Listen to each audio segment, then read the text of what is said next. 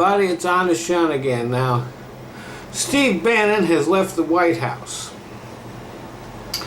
It was big news when he was either fired or resigned, and a lot of people celebrated that. Lefties celebrated because they hate the guy. Righties celebrated because they blame Bannon for the dysfunction in the White House. And the talking heads were all over the place on that. I greeted the news with a shrug. Though Bannon was a part of the internal battles in the White House, he was a symptom, not the cause.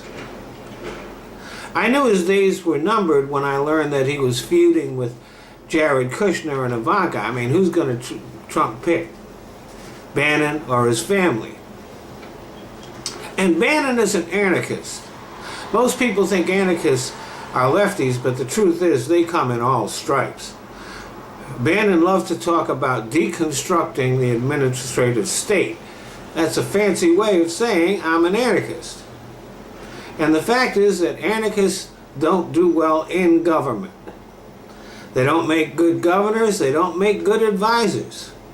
It's a bad eye turn to them when you're trying to solve a problem because they aren't interested in doing that. That's why the Congress has not been able to accomplish anything since the Tea Party got there. They don't want an efficient, functional government. They like it when government fucks up. The problem with that is that great countries have great governments. Not that they have to control everything or involve themselves in every aspect of life, but when the government does act, it should be able to do what it does competently and effectively. And we don't have a great government now. I mean, Bannon is gone, and John Kelly is firmly in charge, but that's not going to make much difference. There will still be leaks, there will still be factions in the White House, because Trump likes chaos. And Trump will continue to be Trump, which means the White House will continue to be a mess. For a lot of reasons. For one thing, Trump doesn't understand the job of being president, and he is not interested in finding out what it is.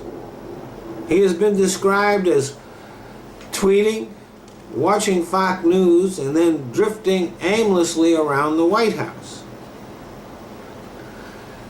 Donald Trump is not really interested in learning anything new, and that includes the nuts and bolts of what a president does. So he gets his briefings, but obviously doesn't pay much attention, nor does he study up on the issues that it's his job to deal with. This was most obvious in the battle over Obamacare. It was very clear that Trump did not know what was in the legislation and didn't care at all what was there. He just wanted something to sign. He has gutted the State Department and put an amateur in charge because he doesn't understand what the State Department does and can't be bothered to find out. And even though these things might have made Steve Bannon happy, he didn't cause them. They have been baked in with Trump from the beginning. Trump is not interested in doing anything for the American people. For him, the presidency is merely an ego trip. And Bannon did not turn Trump into a racist. That is something that he has been for a very long time. Thanks for listening.